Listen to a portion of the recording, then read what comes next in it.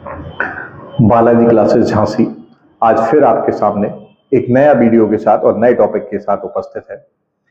हम लोगों ने संविधान में पहले पढ़ा शासन प्रणाली के बारे में,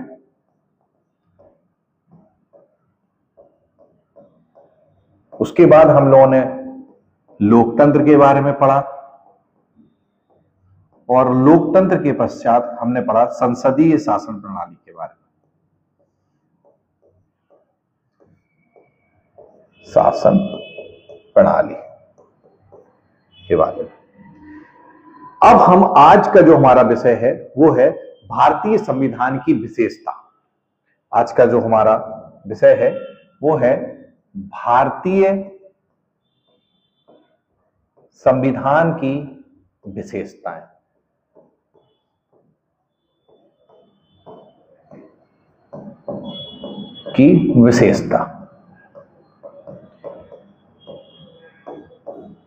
अमूमन सभी लोगों को वैसे जानकारी है कि भारतीय संविधान कई देशों के संविधान से निर्मित हुआ था और इसको बनाने में 2 वर्ष 11 माह 18 दिन लगे। हर संविधान की कुछ ना कुछ विशेषताएं होती हैं और भारतीय संविधान की भी ऐसी कई विशेषताएं हैं। हम उन विशेषताओं की आज बात करेंगे। भारतीय संविधान की अगर हम पहली विशेषता की बात करें तो यह विश्व का सबसे बड़ा लिखित संविधान है। विश्व का सबसे बड़ा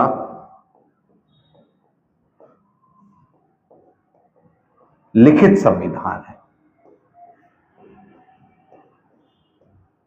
लिखित संविधान है। इसको ऐसे समझिए, संविधान 2 तरीके के होते हैं। एक लिखित संविधान होता है और एक होता है मौखिक संविधान। अमेरिका में लिखित संविधान है जबकि ब्रिटेन में मौखिक संविधान है। यह हमारे संविधान की सबसे प्रमुख विशेषता है कि विश्व का सबसे बड़ा लिखित संविधान है, क्योंकि इसमें मूल अधिकारों के बारे में बात की गई है, नीति निर्देशक तत्वों के बारे में बात की गई है, सरकार के बारे में बात की गई है, न्यायपालिका के बारे में बात की गई है।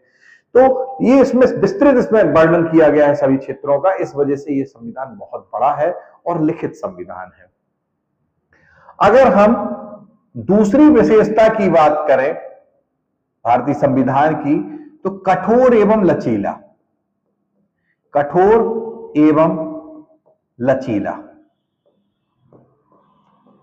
कठोर एवं लचीला में इस तरीके से समझेंगे हम लोग, भारतीय संविधान में अनुच्छेद 368 के तहत संविधान संशोधन की प्रक्रिया है। अब संविधान संशोधन की प्रक्रिया को 2 तरीके बताए गए हैं अनुच्छेद 368 में। एक तो जो संविधान संशोधन की प्रक्रिया है वो ये है कि किसी भी विधेयक को पास कराने के लिए 2/3 सदस्यों का, 2/3 सदन के कुल सदस्यों का 2/3 भाग का अनुमोदन होना चाहिए, उनकी सहमति मिलनी चाहिए। और एक तरीका होता है सदन के 2/3 सदस्यों के साथ साथ विधानसभा, पूरे देश की विधानसभा जितनी है उनमें से आधी विधानसभाओं का भी अनुमोदन। यानी कि एक जगह पर हम देख रहे हैं कि बहुत सामान्य रूप से हम कोई विधेयक को पास करा पा रहे हैं, वहीं दूसरी जगह हम देख रहे हैं कि हमें विधानसभाओं का भी अनुमोदन की आवश्यकता पड़ रही है। तो इस आधार पर देखेंगे कि हमारा भारतीय संविधान संशोधन के मामले में कठोर एवं लचीला प्रक्रिया को अपनाता है। अगर हम तीसरी बात करें भारतीय संविधान की तो संसदीय प्रणाली। संसदीय प्रणाली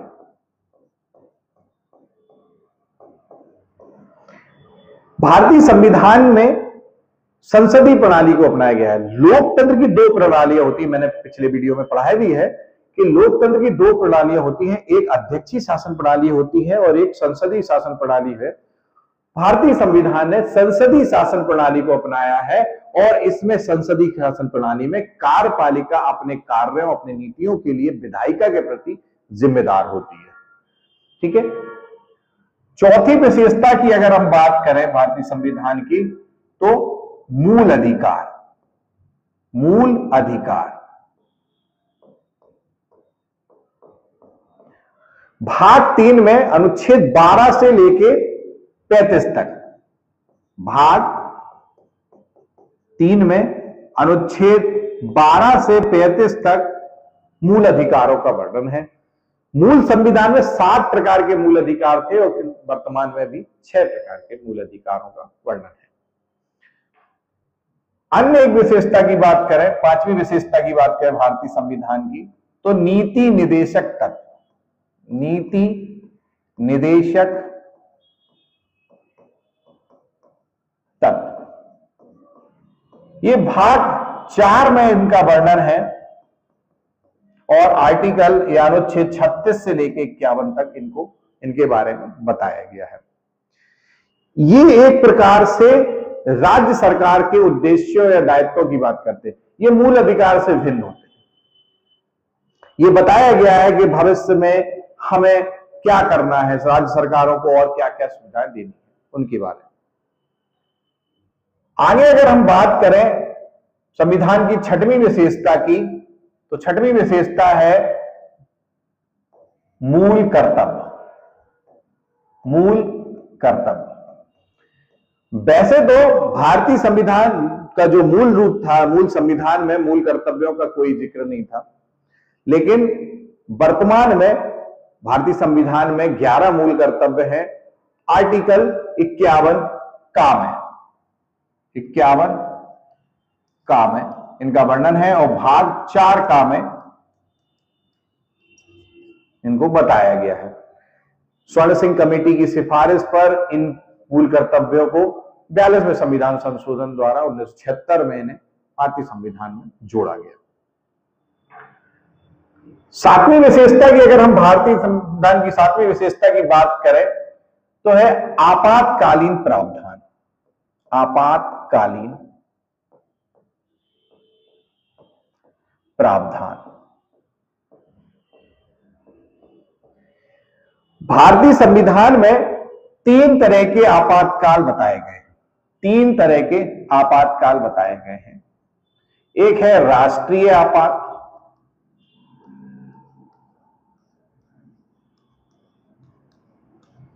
दूसरा होता है संवैधानिक तंत्र की विफलता, जिसे हम लोग राष्ट्रपति शासन नाम से जानते हैं। पति शासन। और तीसरा है वित्तीय आपात।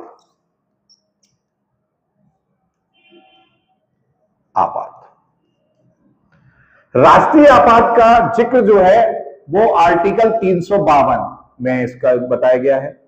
राष्ट्रपति शासन का जिक्र है 356 आर्टिकल में और वित्तीय आपात का जिक्र है वो 360 में। राष्ट्रीय आपात के बारे में बता दें कि यह अब तक 3 बार लगाया जा चुका है, 3 बार। वहीं राष्ट्रपति शासन 100 से अधिक बार लगाया जा चुका है, जबकि वित्तीय आपातकाल आज तक नहीं लगा है। अगली हम 8वीं विशेषता की अगर हम बात करें, भारतीय संविधान की 8वीं विशेषता की अगर हम बात करें तो है पिछड़े वर्गों, या ऐसे लिख सकते हैं SC, ST, OBC के लिए विशेष प्रावधान। विशेष प्रावधान भारतीय संविधान में SC, ST, OBC के लिए विशेष प्रावधान की व्यवस्था की गई है। इनके लिए आरक्षण की व्यवस्था की गई है। राजनीतिक आरक्षण भी मिला है, जिसमें संसद में या विधानसभाओं में सीटों का भी आरक्षण दिया गया है।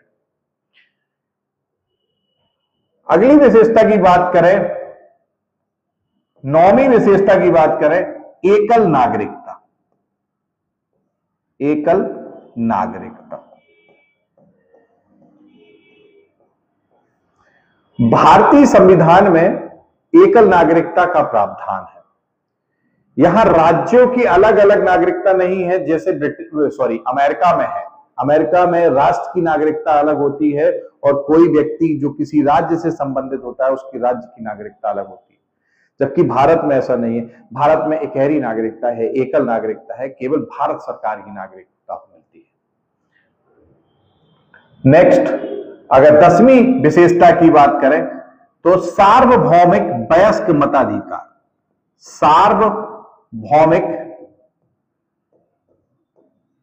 वयस्क मताधिकार,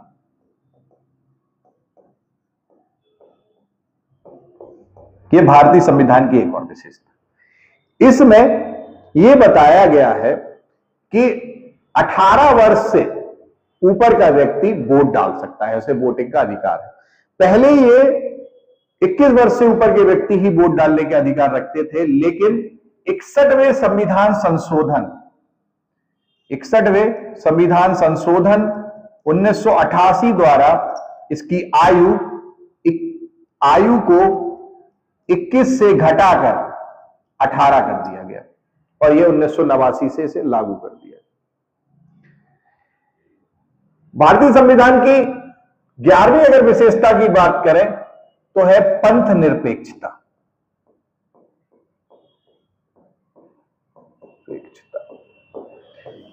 पंथ निरपेक्षता को इस तरीके से समझेंगे कि भारत की जो सरकार होगी वो किसी एक धर्म को प्रश्रय नहीं देगी, सभी धर्मों के साथ समान भाव रखेगी, सभी के साथ समान सम्मान और समान आदर का भाव रखेगी।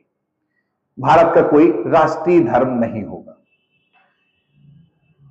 अगर भारतीय संविधान की और विशेषताओं की बात करें तो 12वीं जो भारतीय संविधान की विशेषता है वो है इकहरी न्यायपालिका।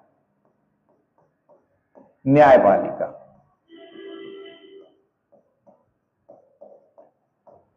यानी कि न्यायपालिका पहले जिला स्तर पर, फिर राज्य स्तर पर और फिर केंद्र स्तर पर है, यानी कि भारत के स्तर पर। एक प्रकार से डिस्ट्रिक्ट कोर्ट, हाई कोर्ट और सुप्रीम कोर्ट है, इकहरी न्यायपालिका है। साथ में जो सुप्रीम कोर्ट है वो सर्वोच्च न्यायालय है, न्यायपालिका का न्याय का सबसे उच्च न्यायालय है, और फिर हाई कोर्ट है और फिर डिस्ट्रिक्ट कोर्ट आते हैं। 13वीं अगर विशेषता की बात करें हम लोग भारतीय संविधान की तो त्रिस्तरीय प्रणाली या विकेंद्रीकरण भी इसको कह सकते हैं। भारत में 3 स्तरीय प्रणाली है, यानी कि केंद्र की सरकार, फिर राज्य की सरकार और फिर पंचायत या नगर की सरकार। 3 तरह की सरकार है, पहले सेंट्रल, फिर स्टेट और फिर ग्राम बात होगी। ठीक है, ये भारतीय संविधान की विशेषताएं थी और ये टॉपिक इसके साथ कंप्लीट होता है। अगले विषय, अगले टॉपिक के साथ हम लोग अगले वीडियो में आएंगे।